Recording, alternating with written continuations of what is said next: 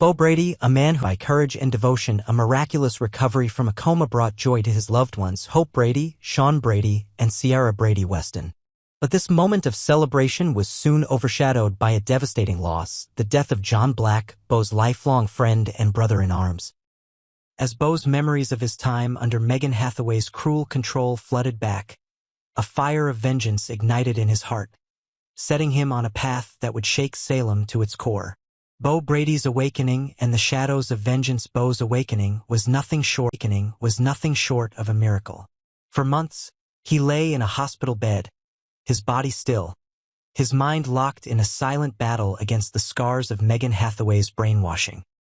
Years ago, when Bo collapsed in Hope's arms in a Salem park, his death from a brain tumor seemed final, a poetic, heart-wrenching end to a hero's journey.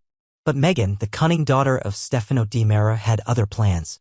Obsessed with Bo since their high school romance, she stole his body, preserving it in a cryogenic tube in a secret DiMera lab.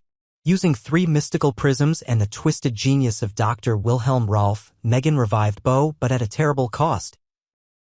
She warped his mind, turning him into a weapon to serve her vendetta against Hope and the Brady family. Under her control, Bo became a stranger, even pointing a gun at his beloved Hope, an act that led Sean to shoot his own father to save his mother, plunging Bo into a coma. Now, as Bo opened his eyes in the sterile light of Salem University Hospital, his family gathered around him, their faces a mix of relief and awe. Hope, her eyes brimming with tears, clasped his hand, whispering, "You're back, Bo. You're really back." Sierra, now a strong young woman, hugged her father tightly, while Sean, haunted by the guilt of shooting him, managed a shaky smile. The room buzzed with joy, but beneath the celebration, a storm was brewing.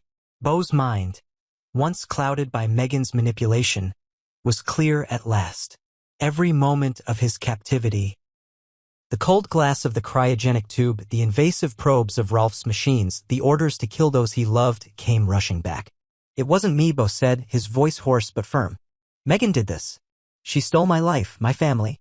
Hope, ever his anchor, reassured him, "It's not your fault, Bo. None of it." But the weight of those lost years and the pain he caused fueled a new resolve. Megan Hathaway would pay. The joy of Bo's recovery was short-lived as news from Salem brought a crushing blow. John Black, the man who had stood by Bo through countless battles, was dead. The details were murky, whispered in hushed tones. John's death was tied to Bo's awakening, though not by Bo's hand.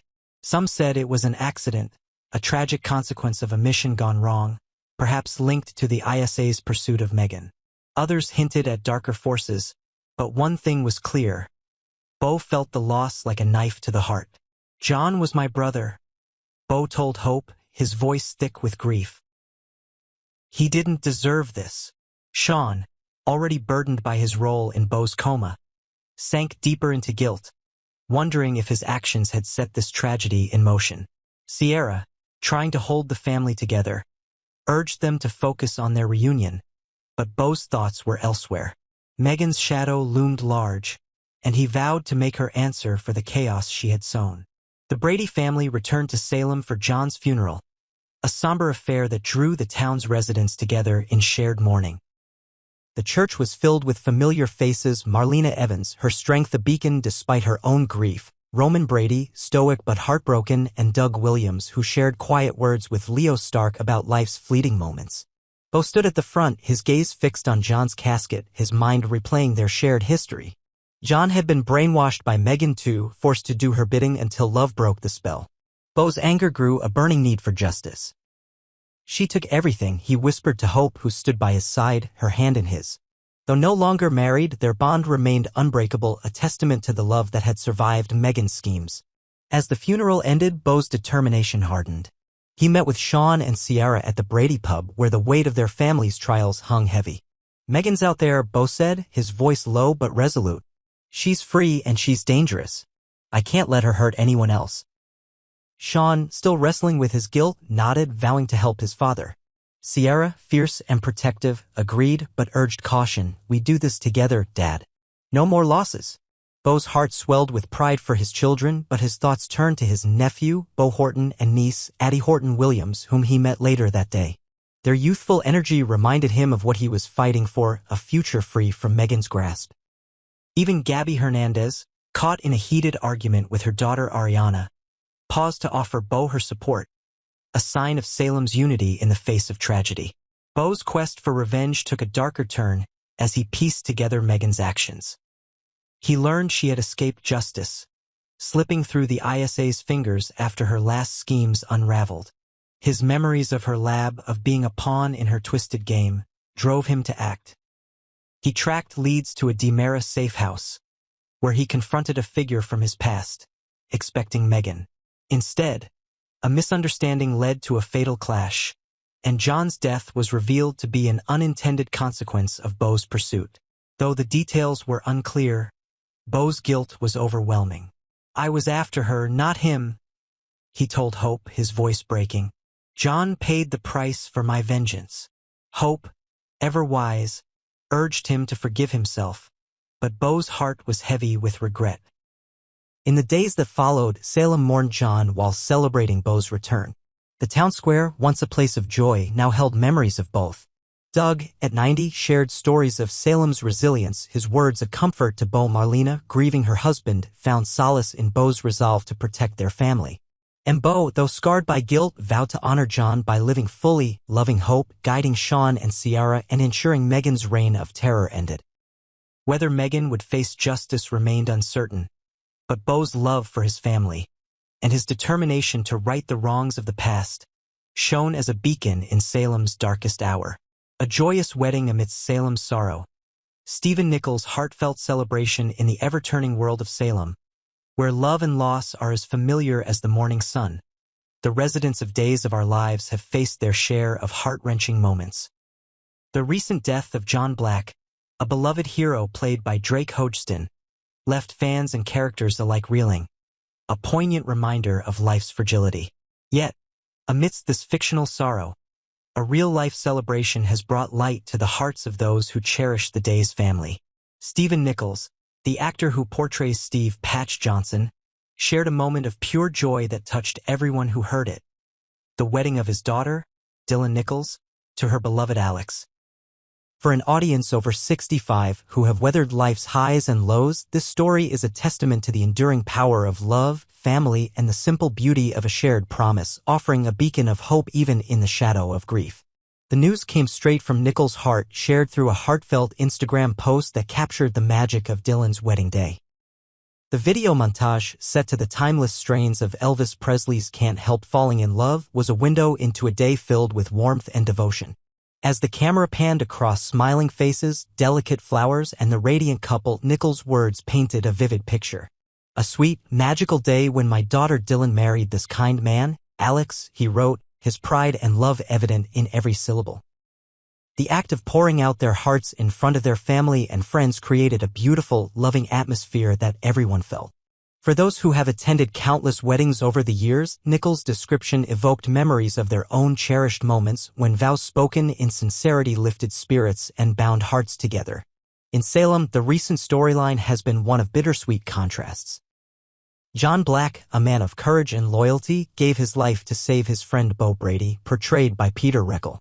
John's sacrifice came at a terrible cost, massive burns from a desperate act, countered only by the experimental antisepsis drug Versavix, which was too late to save him. Beau, miraculously pulled back from the brink of death, awoke to the joy of his family, Hope, Sean, and Ciara, but the news of John's death cast a heavy shadow. Steve Johnson, played by Nichols, stood at the heart of this tragedy, his deep bond with both men making his grief for John as profound as his relief for Beau's survival. For Steve, the loss of John was like losing a brother, a wound that would take time to heal. Yet, in the fictional world of Salem, where emotions run deep, Steve's strength mirrored the resilience Nichols displayed in celebrating his daughter's happiness. In real life, Nichols' joy was unmarred by the drama of Days. The wedding, held on a day that seemed kissed by sunshine, was a gathering of family and friends who came together to witness Dylan and Alex's love. Nichols described the couple's devotion as a gift that lifted everyone who witnessed it, a sentiment that resonated with those who understand how love can transform a moment. The ceremony, officiated by Nichols' brother-in-law, David, was a highlight, with David's words weaving a tapestry of hope and commitment. Nichols expressed gratitude to all who made the day possible, from the mothers of the couple, Lisa and Mary, to the countless others who lent their hands and hearts.